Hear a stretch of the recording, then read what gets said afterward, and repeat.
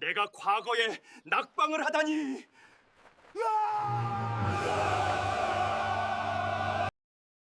그해 겨울은 유독 매서웠습니다. 얼음이 언 우물 기운이 골방 가득 차오르고 문풍지는 바람결마다 떨려 밤이면 벽지가 달그락거릴 만큼 추웠습니다. 저는 과거 시험을 준비하는 가난한 선비였습니다. 방 한 칸, 솟을지도 모를 꿈 하나, 그리고 책 몇 권. 그것이 전부였습니다.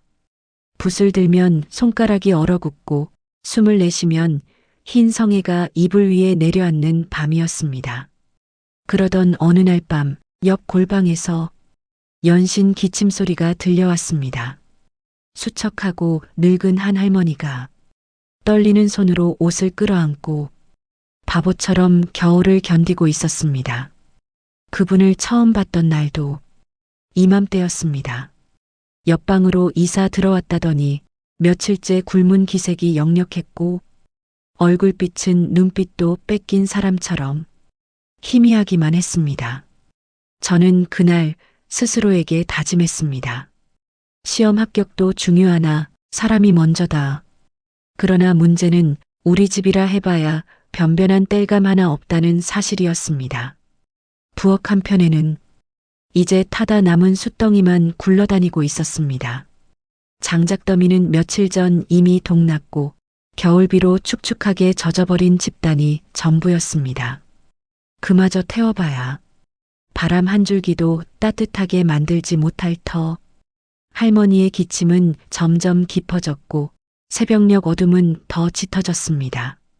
그러다 마침내 기침소리 사이사이에 숨 넘어가는 듯한 쇳소리가 새어나왔습니다. 갑자기 심장이 철렁 내려앉았습니다.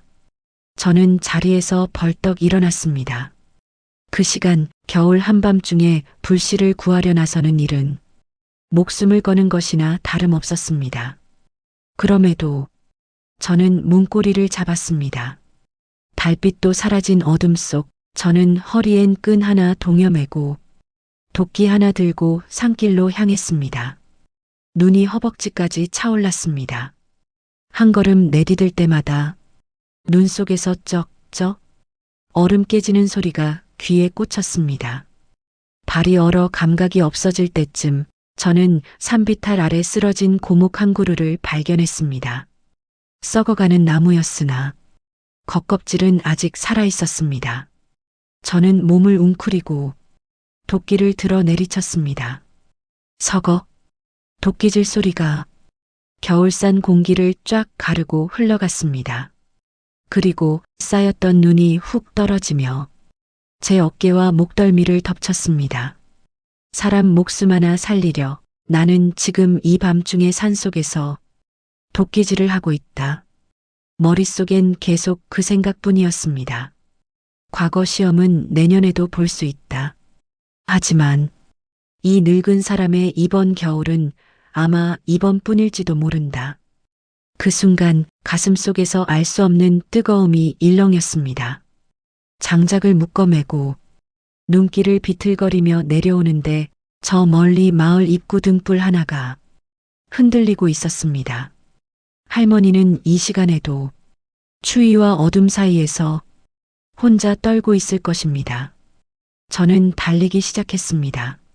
미끄러져 무릎이 터지고 눈이 튀어 얼굴을 때리고 숨이 막혀 목이 타들어갔으나 저는 계속 달렸습니다. 어쩌면 이 선택이 앞날에 어떤 의미가 될지 알 수 없었지만 그 순간엔 단지 사람답게 살고 싶었습니다.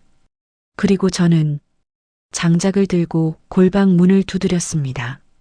할머니는 이미 의식을 잃어가고 있었습니다. 장작을 부엌 아궁이에 밀어넣자 얼어붙었던 방 안공기가 서서히 살아나는 듯 했습니다. 펄럭 펄럭 불꽃이 튀며 마른 나무 껍질이 터지는 소리가 겨울밤 침묵을 깨뜨렸습니다. 그리고 저는 밥솥에 남은 마지막 쌀 한 줌을 꺼냈습니다. 그것은 제가 내일 먹으려 아껴둔 마지막 양식이었습니다. 그러나 지금 그 한 줌의 쌀은 할머니의 목숨을 붙드는 유일한 끈 같았습니다. 저는 물을 붓고 들기름 한 방울 흘려 죽을 끓이기 시작했습니다.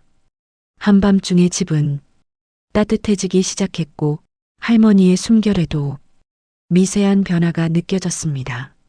삶과 죽음의 경계에서 한 걸음 뒤로 물러나는 듯한 기척. 저는 숟가락을 들고 천천히 할머니의 입가에 죽을 대었습니다. 할머니의 입술이 떨렸습니다. 그리고 아주 느리게 정말 조금씩 죽을 삼키기 시작했습니다.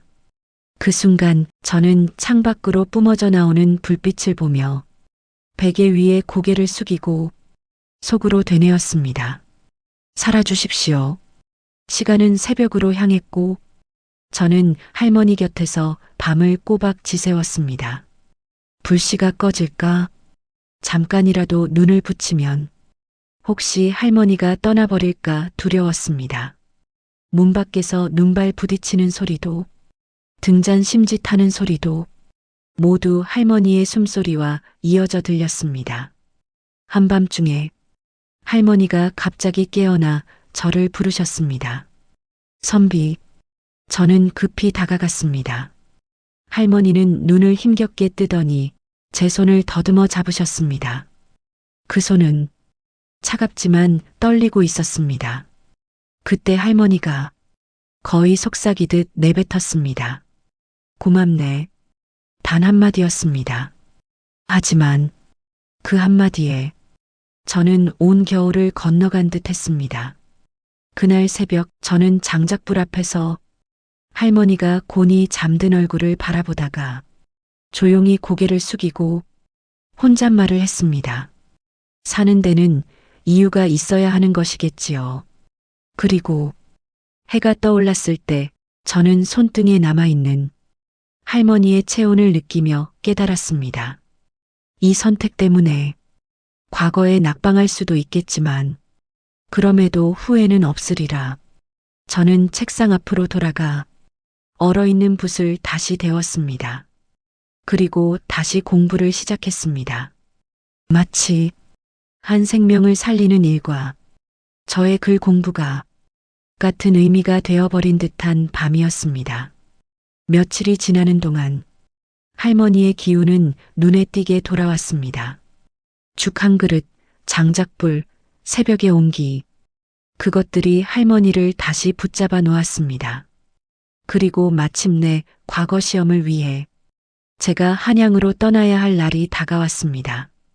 방 한쪽에 다 쓴 묵죽이 말라붙은 그릇이 놓여 있고 불씨는 어제보다 한층 강한 기세로 타오르고 있었지만 제 마음은 묵직하게 가라앉았습니다. 짐이라 해봐야 도포 한 벌, 붓과 벼루, 책 몇 권이 전부였지만 발걸음은 그 어느 때보다 무거웠습니다. 할머니는 여전히 골방에 누워 계셨습니다. 아직 건강하다고 할 수는 없었고 언제라도 다시 쓰러질 수 있는 몸이었습니다. 그럼에도 저는 시험을 보러 떠나야 했습니다. 꿈이니까, 전부였으니까. 그리고 그동안 지켜본 바로는 내가 아니면 누가 도와줄까 하는 마음이 머릿속을 떠나지 않았습니다. 방을 나서기 직전 할머니가 깨어나 저를 바라보았습니다. 가시는 겁니까? 저는 조용히 고개를 끄덕였습니다. 마마 아니 할머니, 부디 몸조리 잘하시고 며칠 후면 돌아오겠습니다. 할머니는 말없이 제 손을 잡으셨습니다. 그리고 아주 천천히 다음과 같은 말을 했습니다. 그대의 선은 결국 돌아올 것이네. 저는 그 말의 의미를 알지 못했습니다. 그저 떠나는 길에 따뜻한 기원 정도라고 생각했습니다. 그러나 훗날 저는 그 말의 참뜻을 알게 됩니다. 그때는 몰랐습니다. 산길을 내려오자 해가 떠오르고 있었습니다. 눈밭은 햇살을 받으며 보석처럼 빛났고 그 위를 밟는 제 발걸음은 비교할 수 없이 가벼웠습니다. 마치 이 길의 끝이 꿈의 문으로 이어질 것만 같았습니다. 마을 사람들은 저를 보며 응원을 건넸습니다. 이번엔 꼭 급제해야지. 학식이 넓으니 틀림없이 장원급제할 걸세. 저는 웃으며 답했습니다. 과찬이십니다. 그러나 속으로는 한겨울의 산속에서 도끼질하던 장면이 계속 떠올랐습니다. 그날 밤의 바람, 풀썩 쓰러진 가지들, 떨리던 손, 그리고 할머니의 숨결. 마치 그것들이 시험장에 함께 가는 듯 했습니다. 한양에 도착하자 사람들은 바글바글했습니다. 수많은 선비들이 모여 있었고 서로의 학문을 이야기했고 혹은 앞으로 펼쳐질 미래를 꿈꾸고 있었습니다. 세상은 넓었고 저는 이제 그 안으로 들어가려는 참이었습니다. 그러나 문득 할머니의 방, 그 어두운 방 안에서 불빛에 비친 할머니의 얼굴이 떠올랐습니다. 마음 한쪽이 저릿했습니다. 그렇지만 저는 붓을 쥐었습니다. 그리고 생각했습니다. 만약 내가 과거에 급제한다면 할머니도 더 편히 지내실 수 있겠지. 그 믿음 하나로 시험을 준비했습니다. 시험날 아침, 하늘은 유난히 맑았습니다. 한양의 공기는 시골과는 사뭇 달랐습니다. 아침 햇살은 포근했지만 사람들 사이에 떠도는 긴장감은 찜통 속의 뜨거운 김처럼 두꺼웠습니다. 과거 시험장 앞에는 각지에서 모여든 선비들로 인산인해를 이루고 있었습니다. 누군가는 아침부터 글귀를 중얼거렸고 누군가는 오늘의 재수를 점쳤습니다. 이번 문제 시국을 논하는 문장이 나오지 않겠나?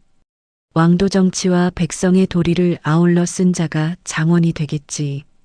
이곳에서 나누는 말들은 모두 나라와 백성, 도리와 정의, 학문과 도덕을 이야기했습니다. 그러나 정작 제 가슴속을 가득 채우고 있는 것은 산골짜기 골방에서 마른 기침을 하던 한 할머니의 모습이었습니다. 시험장 안에 들어가 자리를 배정받을 때까지도 머릿속에서 그 얼굴은 떠나지 않았습니다. 시험관이 들어와 장엄한 목소리로 시험의 시작을 알렸습니다. 부스럭부스럭 시험지가 나뉘어 나가는 소리가 이어졌습니다. 제 앞에도 두꺼운 종이 한 장이 내려앉았습니다. 두 손으로 시험지를 받는 순간 손끝이 어쩐지 낯설게 떨렸습니다. 지금부터가 내 인생의 갈림길이다. 서늘한 심경 속에 저는 조심스레 시험지 위에 적힌 글을 읽었습니다. 문제는 시국을 논하되 백성의 삶을 어떻게 보살필지를 묻는 것이었습니다. 백성의 공공을 아는 자만이 진정 임금 곁에 설 수 있다. 그 대목이 눈에 들어오는 순간 저는 펜을 쥔 손을 멈추었습니다. 백성의 공공, 머릿속에 또렷이 떠오르는 한 사람. 바로 내 방에서 겨울을 버티고 있는 그 할머니였습니다. 어두운 골방, 연기 속에 보이던 마른 손, 불빛에 그늘처럼 드리워진 깊은 주름. 시험 문제는 백성을 논하고 있었지만 그 문장을 읽는 순간 저는 한 사람을 떠올리지 않을 수 없었습니다. 종이를 앞에 두고 나는 무엇을 쓰려 하는가? 백성을 위한다는 글을 쓰기 전에 나는 눈앞의 사람부터 살피고 있는가? 붓끝이 망설였습니다. 주변의 선비들은 이미 글을 써 내려가기 시작했습니다. 먹물 냄새가 진하게 퍼졌고 붓이 종이를 누르는 소리가 사방에서 일어났습니다. 오직 제자리만 조용히 멈춰 있었습니다. 한참을 고민하다가 저는 붓을 들었습니다. 그리고 천천히 글을 적기 시작했습니다. 정답을 맞추려 하기보다 지금 제 마음을 쓰기로 했습니다. 학문은 글에서 나오지 않고 사람을 향한 마음에서 비롯된다. 한밤중 얼어붙은 방에서 누구의 숨소리를 듣는가를 잊은 선비는 아무리 글을 달달 외운다 해도 백성을 모른다. 시험지에 이런 문장들이 하나 둘 적혀갔습니다. 다른 선비들처럼 있어 보이는 고사나 대부분이 아는 명구들을 잇따라 적어 내려가는 대신 저는 제가 본 겨울과 제가 들은 기침과 제가 지킨 불빛을 써내려갔습니다. 글자가 종이에 박힐 때마다 머릿속에서 그 밤들이 되살아났습니다. 새벽 산길, 도끼질, 손가락이 얼어붙던 순간 마지막 죽 한 숟갈을 겨우 삼키던 할머니, 시험장을 채운 겨울 햇살이 유난히도 차갑게 느껴졌습니다. 그리고 문득 한 가지 두려움이 엄습했습니다. 이런 글을 쓰면 나는 떨어질지도 모른다. 시험관들은 감동적인 이야기보다 통치 철학과 정치 논리를 더 중요하게 여길 것이었습니다. 도덕과 학문의 엄밀함보다 쓸모 있는 인재를 우선으로 삼을 수도 있었습니다. 그럼에도 다른 글을 적을 수가 없었습니다. 입으로는 백성을 말하면서 정작 내 곁에 할머니를 한낱 시험을 방해하는 변수로 여기게 된다면 그 순간부터 제 글은 거짓이 될 것 같았습니다. 내가 지금 쓰는 이 글이 비록 정답은 아닐지 몰라도 적어도 내 양심에는 정직해야 한다. 저는 그렇게 마음을 정리했습니다. 붓끝이 조금씩 힘을 되찾았습니다. 마지막 줄을 쓰고 나서 붓을 내려놓는 순간 이상하게도 마음은 편했습니다. 합격을 보장받은 글은 아닐지 몰라도 부끄럽지 않은 글이었습니다. 그리고 그 부끄럽지 않은 글이 이후 제 인생 전체를 바꾸게 될 줄은 그때는 아직 몰랐습니다. 며칠이 흘러 과거 시험에 방이 붙는 날이 되었습니다. 사람들은 다투어 달려가 종이에 적힌 이름들을 손가락으로 더듬으며 웃음을 터뜨리거나 한숨을 내쉬었습니다. 마치 생사가 갈리는 그 순간처럼 기쁨과 절망이 엇갈렸습니다. 누군가는 술을 사서 어깨춤을 췄고 누군가는 망연자실에 땅을 향해 앉아 울었습니다. 저 역시 그 한가운데에 섰습니다. 두근거리는 가슴을 누르고 종이에 적힌 이름들을 찾기 시작했습니다. 한 줄, 두 줄, 세 줄, 숨이 가빠졌습니다. 그러나 제 이름은 아무리 찾아도 보이지 않았습니다. 다른 사람들은 축하를 받았고 저는 그 축하의 그림자 속에서 서 있었습니다. 아, 나는 떨어졌구나. 그 사실이 머릿속에 박힌 순간 다리에 힘이 풀려 한 걸음 뒤로 물러났습니다. 머릿속이면 머릿속, 가슴이면 가슴, 어딘가가 툭 하고 떨어져 나간 듯 했습니다. 그때 멀리서 들려오는 말들이 제 귀에 들려왔습니다. 저 선비 떨어졌대. 아깝구먼. 재능이 있어 보이는데 기회를 한번 놓치면 끝이지. 저는 아무 말도 하지 못했습니다. 그리고 생각했습니다. 내가 그 밤 불을 살리지 않았다면, 내가 그 기침을 외면했다면 나는 지금 웃고 있었을까? 하지만 그 생각이 제 마음을 쓰리게 만드는 동시에 이상하게도 조금도 후회스럽지는 않았습니다. 그 선택이 옳았다는 확신이 내 안 어딘가 깊숙한 곳에서 자리 잡고 있었습니다. 낙방이 아니라 사람을 택한 밤이었다는 걸 저는 곧장 시골로 내려갈 수밖에 없었습니다. 인생에서 가장 무거운 걸음으로 한양을 떠나는 마차 위에서 바람이 옷깃을 파고들었지만 제 마음속에는 할머니 생각만 남아 있었습니다. 지금은 괜찮으실까? 시험 준비로 눈코 뜰 새 없던 동안 나는 곁을 떠나 있었고 그분의 기력은 다시 떨어졌을 수도 있었습니다. 시골 마을 어귀에 들어서자 매서운 바람이 다시 불어왔습니다. 그 길을 걸어 집 문 앞에 서자 불빛이 꺼져 있었습니다. 불씨가, 그 따뜻했던 불씨가 사라져 있었습니다. 저는 문을 열었고 할머니는 누워 계셨습니다. 그 모습은 처음 제가 발견했을 때와 다름없어 보였습니다. 하지만 눈빛만큼은 달랐습니다. 그분은 저를 보더니 천천히 웃으셨습니다. 왔구나. 저는 무릎을 꿇고 그분의 손을 잡았습니다. 늦었습니다. 할머니는 제가 무슨 뜻인지 안다는 듯 조금 고개를 저었습니다. 늦지 않았네. 그리고 이렇게 말씀하셨습니다. 그대가 돌아왔으니 그 순간 저는 문득 깨달았습니다. 오늘의 낙방이 어쩌면 또 다른 선택의 시작일 수도 있다는 것을, 그리고 그 선택이 내 인생을 새롭게 열어줄 수 있다는 걸. 하지만 저는 그걸 전혀 모르는 채 조용히 그 손을 잡고 있었습니다. 며칠 뒤 아침이었습니다. 밤새 바람이 거세게 불어 지붕 위 기와가 덜컹거리고 문풍지가 찢어질 듯 울어댔습니다. 저는 새벽녘에야 잠깐 눈을 붙였다가 할머니의 기침 소리에 다시 깨어났습니다.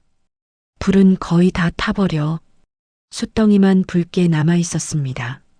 장작을 아끼느라 조금씩만 넣어가며 버티는 중이었습니다. 그때였습니다. 집 바깥 먼 곳에서부터 낯선 소리가 들려왔습니다. 쿵, 쿵, 땅을 울리는 무거운 발소리. 처음엔 장정들이 나무를 옮기는가 싶었습니다. 하지만 곧 분명한 말발굽 소리라는 것을 알 수 있었습니다. 여럿이었습니다. 마을이 이렇게 시끄러워지는 일은 명절날 장이 서는 것 말고는 좀처럼 없었습니다. 이상한 예감이 들었습니다. 저는 대충 도포자락을 여미고 밖으로 나가보았습니다. 마을 입구에는 갓을 쓰고 푸른 관복을 입은 관리들이 말을 타고 서 있었습니다. 말 곁에는 조용히 움직이는 종자들까지. 마을 사람들은 문틈 사이로 고개를 내밀어 그들을 엿보고 있었습니다. 무슨 일이지? 혹시 세금 독촉이 또 온 건가? 사람들의 수군거림은 순식간에 불안으로 번졌습니다. 그때 그들 중 한 사람이 제 쪽으로 다가오더니 목소리를 높였습니다. 혹여 이 고을에 라는 선비가 사는 집이 어디인지 아는가? 제가 바로 그 이름의 주인이었습니다. 가슴이 철렁 내려앉았습니다. 설마 낙방했다고 따로 불러서 꾸짖기라도 하나? 별의별 상상이 머릿속을 스쳐갔습니다. 그러나 대체로 좋은 상상은 아니었습니다. 저는 조심스럽게 앞으로 나섰습니다. 제가 그 사람입니다만 관리는 저를 위아래로 훑어보더니 뜻밖에도 고개를 숙였습니다. 그리고 정중히 말했습니다. 조정에서 모시러 왔습니다. 그 말에 주변이 조용해졌습니다. 모시러 왔다고? 낙방한 선비에게 굳이 관리를 보내 모시러 온다는 말은 어딘가 어울리지 않았습니다. 제가 눈을 동그랗게 뜨고 서 있는 사이 다른 관리 하나가 이번엔 마을 사람들에게 큰 소리로 외쳤습니다. 이 선비가 전하와 대왕대비마마께 큰 은혜를 끼쳤으니 즉시 모시라는 분부가 내려왔도다. 사람들은 눈이 휘둥그레졌습니다. 저 선비가 대왕대비마마께 은혜를? 언제? 어떻게?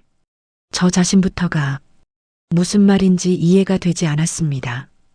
가슴이 두근거렸습니다. 그제야 내 옆방의 할머니가 떠올랐습니다. 그분의 얼굴이, 숨소리가, 손의 떨림이. 그러나 아직은 그 둘 사이를 잇는 실마리를 알 수 없었습니다. 그때였습니다. 집 안쪽에서 낯익은 기침 소리가 들려왔습니다. 할머니였습니다. 관리들의 말과 마을 사람들의 웅성거림 때문에 잠에서 깨신 모양이었습니다. 문이 삐걱 열리며 할머니가 문간에 서셨습니다. 그 모습은 언제나처럼 허리가 굽고 수척한 노인의 모습일 뿐이었습니다. 그러나 관리는 그 할머니를 보는 순간 얼굴빛이 바뀌었습니다. 단번에 달려와 허리를 깊이 굽혀 엎드렸습니다. 내 대왕대비마마. 그의 외침이 온 마을에 울려 퍼졌습니다. 사람들은 혼비백산에 무릎을 꿇거나 뒤로 자빠졌습니다. 저 역시 무릎이 툭 풀리듯 꺾였습니다. 마마라고 방금 제 옆에서 마을 어른 하나가 중얼거렸습니다. 우리가 보아온 그 할멈이 대왕대비마마라고. 그 말을 듣는 순간 등골을 타고 얼음물이 흘러내리는 것 같았습니다. 겨울밤 장작을 패고 죽을 끓이고 불을 지피고 이불을 덮어주었던 그 손, 숨소리 하나하나에 가슴을 졸이며 밤을 새웠던 그 사람, 그분이 어느새 나라의 어머니로 불리고 있었습니다. 할머니, 아니 대왕대비마마께서는 조용히 제 쪽을 보셨습니다. 그 눈빛에는 미안함과 고마움이 섞인 듯한 빛이 스쳐 지나갔습니다. 그리고 아주 무겁지 않은 소리로 말씀하셨습니다. 같이 갑시다. 그 한마디에 세상이 잠깐 멈춘 것 같았습니다. 같이 간다. 어디로, 무엇을 하러, 어떤 일이 기다리고 있는지는 알 수 없었습니다. 하지만 이제는 그분의 곁을 함부로 놓아버릴 수 없다는 것만은 선명했습니다. 저는 숨을 크게 들이켰습니다. 그리고 조용히 고개를 끄덕였습니다. 예같이 가겠습니다. 그 순간부터 제 인생은 제가 알던 길에서 완전히 벗어나 전혀 다른 길로 접어들기 시작했습니다. 낙방이라는 두 글자가 한순간에 의미를 달리하기 시작한 것도 바로 그때였습니다. 말은 서둘러 한양으로 향했습니다. 관리들과 종자들이 앞장을 섰고 저와 대비마마께서는 나란히 마차에 올랐습니다. 마차 안은 조용했습니다. 창밖으로는 겨울바람이 지나가고 눈 덮인 산과 들판이 뒤로 물러갔습니다. 저는 아직도 정신이 없었습니다. 어쩌면 현실이 아닐지도 모른다는 생각이 계속 머릿속을 맴돌았습니다. 겨울 내내 제가 간병했던 그 할머니가 단순한 떠돌이 노파가 아니라 나라의 어머니라 불리는 대왕대비마마였다니. 마차에 흔들리는 동안 할머니 아니 마마께서는 가늘게 숨을 들이마시며 말씀하셨습니다. 그대는 내 곁에서 밤을 새워준 일을, 아무도 기억해주지 않는 세상에서 나를 기억해준 사람이었네. 저는 그 말을 듣고 차마 고개를 들 수 없었습니다. 그날 밤의 선택이 이런 의미를 갖게 될 줄은 정말 상상조차 하지 못했기 때문입니다. 마차는 마침내 궁궐의 거대한 문 앞에 도착했습니다. 관리들은 일제히 말에서 내려 머리를 조아렸습니다. 그 순간 마치 잊고 있던 현실이 한꺼번에 몰아쳤습니다. 이곳은 제 꿈을 향해 다가가던 길과는 전혀 다른 곳이었습니다. 이곳에서 저는 무엇이든 새롭게 시작하게 될 것이라는 느낌이 온몸을 관통했습니다. 그리고 곧 궁궐 깊은 곳의 문이 천천히 열렸습니다. 마마께서는 그 걸음을 내디디셨고 저는 뒤따랐습니다. 겨울 햇빛이 돌바닥 위를 어루만지고 있었습니다. 궁궐 깊은 내전 대왕대비마마의 처소에 도착했습니다. 정갈하면서도 위엄이 서린 공간, 수많은 상궁과 내관들이 잔뜩 굽신거리며 마마를 맞이했습니다. 마마, 무사히 돌아오셔서 천만다행이옵니다. 마마께서는 천천히 손을 흔들어 그들의 인사를 거두시고는 제게 시선을 돌렸습니다. 상궁들은 제가 누군지 몰라 당황한 표정으로 서로를 바라보고 있었습니다. 그때 마마께서 말씀하셨습니다. 이 사람은 나를 살린 은인이니 그렇게 알라. 모두 일제히 숨을 삼켰습니다. 그리고 동시에 저를 향해 깊이 절했습니다. 저는 겸연쩍어 손사래를 치며 말했습니다. 그런 말씀은 마마께서는 제 말을 끊고 느릿하지만 단호하게 말씀하셨습니다. 그대가 아니었다면 나는 이 자리에 없었을 것이네. 그 순간 상궁과 관리들의 표정이 일제히 바뀌었습니다. 단순히 돌봐드린 정도가 아니라 제 선택이 한 사람의 생명을 살렸다는 사실, 그리고 그 한 사람이 바로 나라의 중심이었습니다. 가슴속에서 무겁지만 뜨겁게 빛나는 감정이 솟구쳤습니다. 자부심인지 안도인지 감사인지 혹은 그 모두인지 알 수 없었습니다. 저는 그 자리에서 진심으로 고개를 숙였습니다. 마치 겨울 내내 장작불 앞에서 마마의 숨을 지키던 그 마음과 똑같이 마마께서는 조용히 제 등을 두드리셨습니다. 과거 시험은 때가 되면 또 보면 된다. 그러나 인연은 다시는 오지 않을 수도 있다.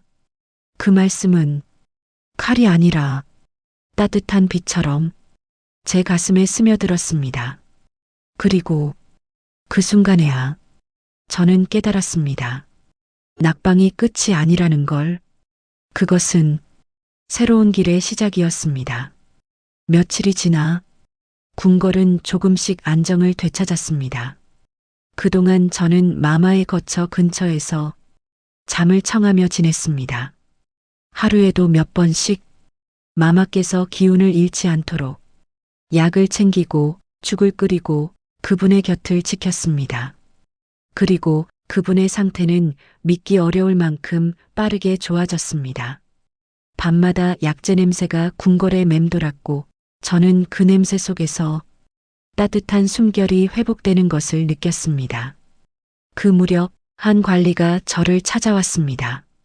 전하께서 선비를 뵙고 싶으시답니다. 그 순간 온몸에 긴장이 번졌습니다. 전하라니, 나라를 이끄는 분, 제가 평생 만나볼 수도 없는 존재.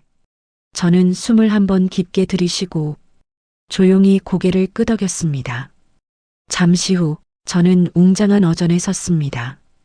커다란 기둥과 붉은 단청이 숨을 내쉬는 듯 했습니다. 전하께서는 그 위엄을 황금빛 아침 햇살처럼 뿜어내며 저를 내려다보고 계셨습니다. 그리고 말씀하셨습니다. 그대가 그 늙은 어머니를 살린 선비인가? 저는 무릎을 꿇으며 대답했습니다. 소인은 다만 사람으로서 할 일을 했을 뿐이옵니다. 전하께서 고개를 저었습니다. 어찌 그것을 가볍게 말할 수 있겠는가? 그 음성은 천천히 그러나 묵직하게 어전을 울렸습니다. 그리고 마침내 전하께서 말씀하셨습니다. 소신대로라면 경에게 응당한 상을 내려야 하나 경이 보여준 마음이 경의 가장 큰 상이니라. 저는 그 말을 듣고 한순간 아무 말도 할 수 없었습니다. 그건 이미 제가 스스로 내린 결론과 같았기 때문입니다. 그러자 전하께서 미소를 지으며 말씀하셨습니다. 그러나 지금의 경이 과거를 다시 보고자 한다면 그 길 또한 내가 열어주겠다. 그 순간 저는 비로소 깨달았습니다. 낙방이 벌이 아니라 기회의 다른 모양이었다는 것을, 그 어떤 실패도 그 안에 피어나는 다른 의미가 있다는 것을. 그 후 저는 마마 곁에서 지내며 몸과 마음을 돌보는 일을 도왔습니다. 그리고 마침내 마마께서 완전히 기력을 되찾으시던 날 저를 불러 앉히셨습니다. 이제 그대도 그 길을 다시 걸을 때가 되었네. 저는 마마를 바라보았습니다. 그동안 누워 계시던 그분이 웃음을 띠고 당당히 말씀하셨습니다. 그 웃음이 겨울을 밀어내고 봄을 불러오는 듯 했습니다. 마마는 제 손을 가볍게 잡으며 이어 말했습니다. 벼슬이 중요한 것이 아니네. 그대의 마음이 이 나라를 따뜻하게 해줄 걸세. 저는 조용히 고개를 숙였습니다. 그날 밤 방에 홀로 앉아 등잔불을 바라보곤 생각했습니다. 내가 지켜온 불씨는 사실 마마를 지킨 것이 아니라 나 자신을 지켜낸 것이었구나. 그리고 그 불씨가 나를 한양으로 되돌렸고 이 거대한 궁궐까지 데려왔다는 것을. 그 후 저는 과거 시험을 다시 준비하기 시작했습니다. 이번에는 합격하기 위해서가 아니라 그 마음을 완성하기 위해서였습니다. 그리고 마마께서 곁에 계셨습니다. 얼어붙었던 겨울은 지나가고 봄바람이 불었습니다. 그 바람 속에서 저는 깨달았습니다. 선은 반드시 돌아온다는 것. 우리는 그것을 은혜라고 부른다는 것. 그리고 이야기의 끝은 바로 그런 깨달음이었습니다. 겨울밤의 장작 한 줌이 한 사람의 목숨을 살리고 그 목숨이 다시 제 인생을 살려냈습니다. 다시 돌아온 봄날, 저는 마마께서 주신 글상자를 들고 조용히 골방으로 들어섰습니다. 겨울 내내 얼어붙어 있던 그 방은 이제 햇살이 스며드는 따뜻한 공간이 되어 있었습니다. 벽에 비친 햇살이 눈부시게 빛나는 것을 바라보다 저는 조용히 책을 펼쳤습니다. 겨울의 기억은 사라지지 않았습니다.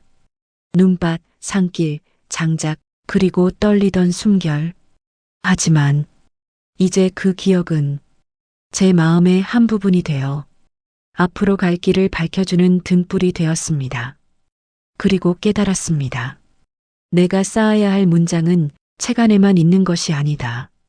사람의 곁에서 배우는 글, 그 글이야말로 인생의 진정한 공부였다는 것을 저는 등잔불을 켜놓고 책 위에 조용히 글자를 새겼습니다. 이번의 공부는 명예나 부귀를 생각하지 않았습니다. 그저 한 생명을 지킨 그 마음으로 제가 걸어갈 길을 천천히 다듬어가는 공부였습니다. 밤이 깊어지자 창밖 매화 향기가 바람을 타고 스며들었습니다. 저는 등불이 넘실거리는 책장을 넘기며 속삭이듯 말했습니다. 이제부터 시작입니다, 마마. 그리고 그 목소리는 아무도 없는 방 안에서 따뜻하게 울려 퍼졌습니다. 사람이 사람을 살린다는 것은 대단한 일이 아닐지 모릅니다. 하지만 겨울의 한밤중 그 손을 잡아주는 단 한 사람이 있다면 그것만으로도 세상은 다시 따뜻해질 수 있습니다. 당신의 삶에도 그 누군가가 있었기를 바랍니다. 그리고 당신도 누군가에게 그런 불씨가 되어주기를 바랍니다. 오늘 이야기가 마음에 와 닿으셨다면 다음 이야기에도 함께 해주세요. 구독과 좋아요는 새로운 이야기를 계속 이어가는데 큰 힘이 됩니다. 감사합니다.